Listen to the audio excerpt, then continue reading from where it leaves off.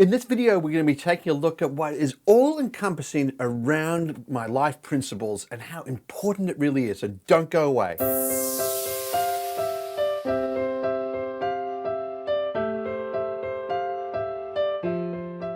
Over the last numbers of weeks, we've been taking a look at my life principles and just how important they've been for me in managing my life forward and helping me make decisions. If you remember, those principles were truth, trust, and learning. They formed a triangle. And we looked at last time was the relationship between truth and trust and how that relationship really builds stronger relationships. And then we looked at truth and also learning, the fact that the more you focus on the truth and learning, the more enlightened you become in life. And that's just so important, getting those insights, which are just like pretty amazing to behold. Then we looked at trust and also learning. And trust and learning really allowed you to be empowered, because why? If other people find you are trustworthy, then you're suddenly able to scale up exactly who you are to be able to move forward in directions of your own life. But anyway, so it's truth, trust, and learning. Now, today we're going to be taking a look at something which wraps all of them up, and that is communication. Now, how do you communicate is just so important, and some people are great communicators and some people are not so great communicators, and some people are on a journey to becoming a better communicator. And I'd like to think to myself as I'm on that journey, because I don't think you ever arrive at being an excellent communicator. I think you're always something you can do to improve the way you interact. But today I'm going to be taking a look at 4 different principles of how to become a better communicator. And the first one is learn to listen. As my wife always says to me, you've got 2 ears, 1 mouth, use them in those proportions. So learn to listen. And let me tell you, listening is an art. It really is an art. And so many people think they're great listeners, and realistically, they're not great listeners at all. And particularly if it's one-on-one, if you're one-on-one with someone or a really small group of people, then learning to listen is just so important. To focus on that person, to listen what they have to say. But not just listening to their words, but also listening to the emotions behind those words, and to be able to hear what they're conveying, not just their vocabulary, but the tone of their voice, how they're presenting their body language, like what is happening emotionally with what they're sharing. And that's so important, whether it's on an interpersonal level or whether it's even in the office, is learning to listen. And I must admit, one of the things that Rosalind's really been teaching me and working on with me, she said, look, your mind goes so fast that you're into the next thought before you've actually acknowledged the previous thought. In other words, when someone says something to you, then in a conversation, then say, that's a really good point. And then you can lead on to what you're going to say. So in other words, acknowledge that you've heard what they're going to say. And I have this bad habit, because my mind just races at 1,000,000 miles an hour. It's like go, go, go, go, go, go, like that. That someone will say something, I've actually taken on board, processed it, and so yeah, that's a really good idea. And rather than conveying back that, hey, and acknowledging to them that I've heard what they've said, I've understood it, I've empathized with them and so forth like that, with what they're saying, then I've jumped on to the next thing. So someone can tell me that the ecology is so important for them, and I'll immediately go in my head, ecology, yeah, the ecology is really important for it to have a long-established, great, successful economy, and the economy is important for people's lives and so forth like that. And then I'll say something like, isn't the dollar going well? And they'll look at me and they go, hey, I was talking about the ecology.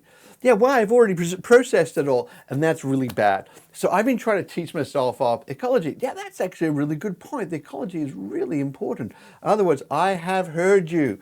Now I can move on. One of the things I found, I was reading an article the other day, that the ecology plays a critical role in the economy and in people's lives and so forth. So I want to make sure that they know I've heard me. And what is it? Seek first to listen, then be understood. So seek first to listen. The second point is understand the non-verbal cues and learn to communicate non-verbally yourself.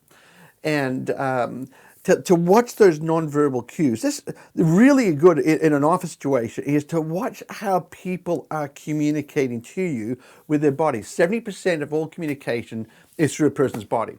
There is a family therapist actually known as Virginia Satir, and they came out with she came up with 5 different forms of body language which you can use to communicate messages, and also you can be aware of how they're communicated to yourself. And they were the placator. The placator, they're like this. In fact, I might stand up just so I can show you this a bit better. Okay, we have to move the camera a little bit here. All right, please excuse the light behind me there. But the placator is someone who does this. Then they may say something like, let's imagine I'm talking about having to lay someone off in the workplace. I'm really sorry, but COVID, the business is struggling. And they'll put their hands out like that. That placator. Then we have the leveler. Leveler could say the same thing. Look, I'm really sorry, but COVID has been a complete disaster for the company. We're going to have to let you go. Or you have the distractor. The distractor is, oh, look, I'm at my wit's end. I'm sorry, but we're going to have to let you go. Or we can have the blamer. Look, I'm really sorry, but we're going to have to let you go. That's the blamer. Then we have the computer, which is, look, I'm really sorry, but we're just going to have to let you go. COVID's been a disaster. So we have the placator, the leveler, the distractor, the blamer, and the computer. And they all, even though we have the same, roughly the same words, they all communicate something very, very different. Yeah, so it's looking at how we could communicate more effectively, and I'll just move this camera just down here so we can see what's going on. All righty, okay, so, okay. Oops, the daisy, yeah. It's funny, I found that that's a very Australian saying, oops, a daisy. But anyway, okay. So the other thing you could do is with your voice itself. For instance, and that's your voice, your pitch. And it's how you inflect. What is your inflection? Like I remember going to an event one time. The speaker, every time they spoke, they put an upward pitch at the end of every sentence. They're saying something like, "How are you all today? My name is Michael, and I'm just wondering how you're all going. And I'm going to talk to you about technology and domain names." And you can see what they're doing with that upward inflection is they're creating a question about every sentence. And it just drives me crazy. Like, it's like, is that a question or not? See, an upward inflection at the end of a sentence turns into a question. Yeah. So on the other hand, if you have like a newsreader, they'll keep their voice monotone. There'll be something, and that's more factual. So there'll be something like, today we discovered 5 bodies in the local cemetery. Each one of the graves were dug up and police are investigating. Yeah, see, it's very flat and it's factual. Fact, fact, fact. On the other hand, if I want to command, I need to drop my voice. So I could do something like, I want you to get out of here now. Stop doing that now. Whatever you do, come here. And I've dropped the pitch of my voice at the end. That's a command. So let's imagine I'm in the military, and someone says, "Incoming," for like a bomb about to come and blow up something like a shell. Versus, if I was an HQ, I'd say, "There's been incoming attacks." It's very flat, factual. Incoming is there? I don't know. Or incoming. It's, oh no, come on, like dive down quick. Yeah, so, or another example would be, let's imagine you have your son or daughter who's young, kick the ball across a busy road, and they go to run out of the road to get their ball because they're fixated on the ball.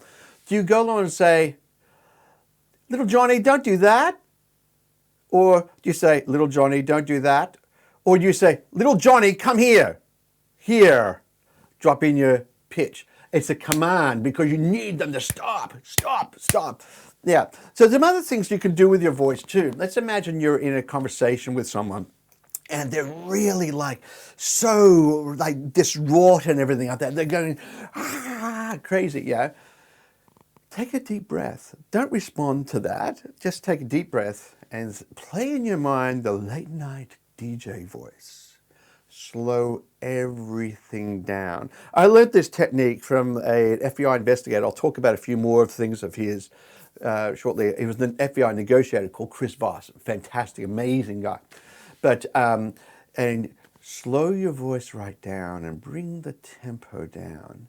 And just as you're slowing your voice down, and as you're speaking more slowly, you'll find the other person begins to calm down 9 times out of 10, not always, but 9 times out of 10.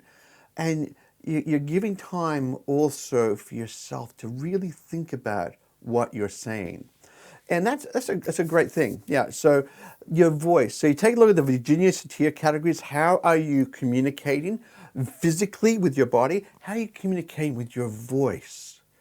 And it's all techniques you can learn for doing that. The third thing is emotional awareness and management. Never make decisions when you're emotionally uptight or distraught or something like that. And don't ever expect someone else to do likewise. So let's imagine you're having a bit of a barney with a loved one. And you're trying to work out whether you can do something quite important. It could be even an investment. It could be you're going to be selling your house. Like it could be buying a car. Whatever it is, okay. Don't make the decision then. There is very, very rare that you have to make decisions urgently. As a friend of mine once said, he said, "Don't look lack of planning on your part become urgent on mine." It's just so true. Yeah. So just relax. Yeah, and realize you do not have to make a decision urgently. A few weeks ago, I had a situation where I was in a meeting and I was asked for my opinion on a particular thing, a decision to move forward. And I said, I need time to think about the implications of this. I can understand what you have said, and that sounds great, but I just need that time to think about it. And I got pressured more and more and more. In the end, I was like, guys, you can pressure me any way you like, but this is not a decision we need to make on an urgent basis. I need time to think about it. Yeah, and so they respected that, and I went and thought about it. The other thing to realize, with again having some emotional awareness, or sometimes called emotional intelligence, is not everything's about the facts. we're emotional beings. Yeah, and so many times we think, oh, everything's about the facts. Just give me the facts. It's very sort of, I hate to say, very male in that regard. Like, what do you mean? The facts are this. No, the facts are theirs, but the emotions are that. Emotions are just as valid for those people that are experiencing them. And to come to a revelation of that. I remember when I first got married, and I'd always wanted to fix problems. And Rosalind would come to me and with something she was sharing, I want to fix it. And, come on, we can fix it. Well, that was the way I was built. I just want to fix things. And I'd say, all you got to do is just change. It's simple. He was so naive and so immature. And I look back on it. And finally I realized, you know what? I just need to give her some space. I just need to give her some space and back right off. And I didn't have to fix every problem. There's so many problems I just don't have to fix that I used to try to fix. And number one was trying to change other people. You cannot change other people. That's the number one rule of emotional intelligence is you just can't change anyone else, right? So relax about trying to do it. The other thing, understand your own emotional state and empathize with the other person. And emotional intelligence is realizing that you also are influenced by your emotions, and the way you're reacting can influence other people. Yeah, so think about that next time you may have a bit of a barney with someone at work or something like that, or a bit of an argument there. Yeah, and then ask yourself another question is, how emotionally are you bought into it? Notice I said emotionally, not factually. How emotionally are you bought into this issue? For instance, there's some things, even in my own business, which I have substantially invested myself into. And I'm actually not just invested factually, I'm invested emotionally. So I know I'm going to be a little bit sensitive around those issues on this particular thing. And so if someone has a go at it, I need to realize, I have the emotional intelligence to realize that, you know what, am I going to react badly because they're trying to help me improve like this? And 9 times out of 10, I need to take a step backwards, get some time, say, no, you know what? They're trying to do a good thing for me. I need to listen. And that's why it's so good having that learning at the top of that little triangle of life principles. Okay, questioning skills. It's the fourth one, questioning skills. Questioning skills in a dialogue with someone is if I said something like, are you having a good day? Then if I said that to one of my daughters as an example, they'd say yes or no. Particularly in their teenage years, to be quite blunt with you, it was like, do you have a good day? Yes. And you go, okay. Then I had this epiphany, W and H words. W and H words are fantastic. So what did you do today? Now they can't say yes or no. It just doesn't make sense. They have to say what they did that day. And they need to explain. So it provokes things. Now, the problem with W and H words, like that's what, where, when, how, why, all that sort of stuff. The problem with them is it can become like an inquisition. So a W and H word. And ask a question, expect a response. Ask a question, expect a response. Ask another one, another one, another one. Like this. And it's not pleasant for the other person on the other side. I may as well get the hot lights out. So you may start a conversation off with a W or H word, but please don't do what I used to do, which was continue down that path, thinking, oh, I need to go along and have some sort of conversation with them. Oh, yes, that'll be great for the family over the meal table. In the end, so my daughters, even my son when he was with us, would be like pulling their hair out going, I'm going crazy. Why you got the hot lights on me, Dad? Yeah, it was nuts. So, Chris Voss, the FBI negotiator, and I was looking at some of his material, and he gave me 2 brilliant things I want to share with you right now. The first one is mirroring. What's mirroring? Is let's imagine I asked a W or H word, which is, so what did you do today? And one of my daughters said, I went to the shop and I bought some bread. I just go, bread? Yeah, I wanted to have a toasted sandwich.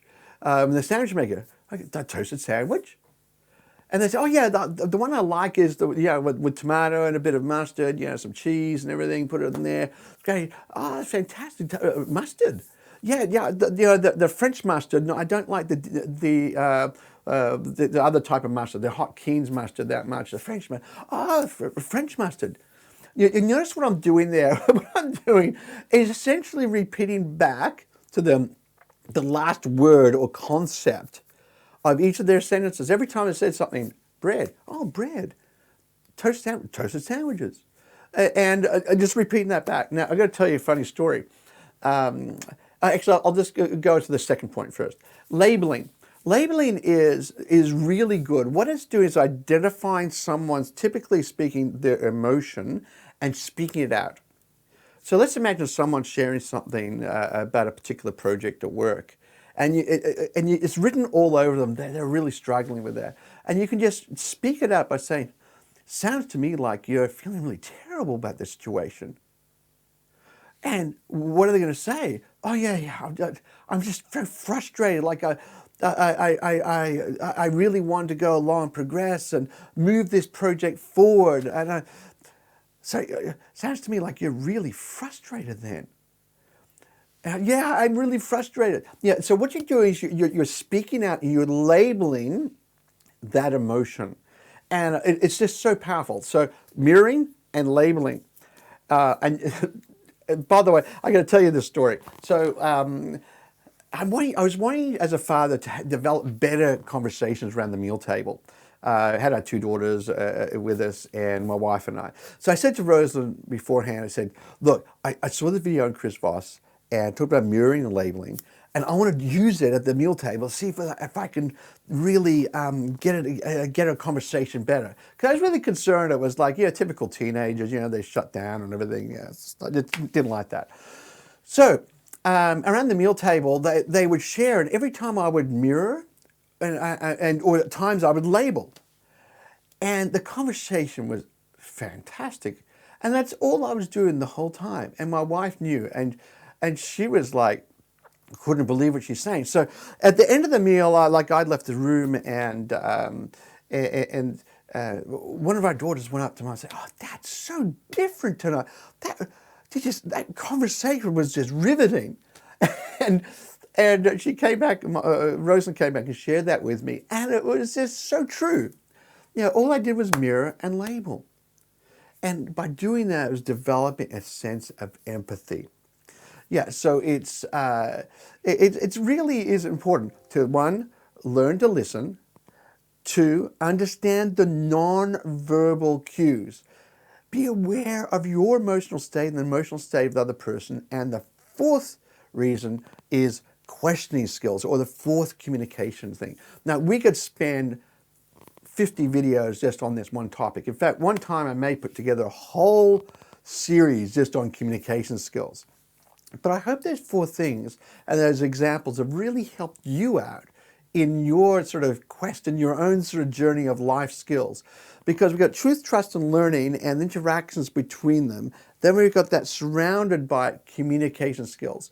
But the number one thing you got to always remember with communicating with someone is to do it in a sense of love, and to make sure you communicate in a way that it can be received. Remember, seek first to understand before being understood. That's a good golden rule. Hope you have a great day and you enjoyed this video. Thanks a lot for that.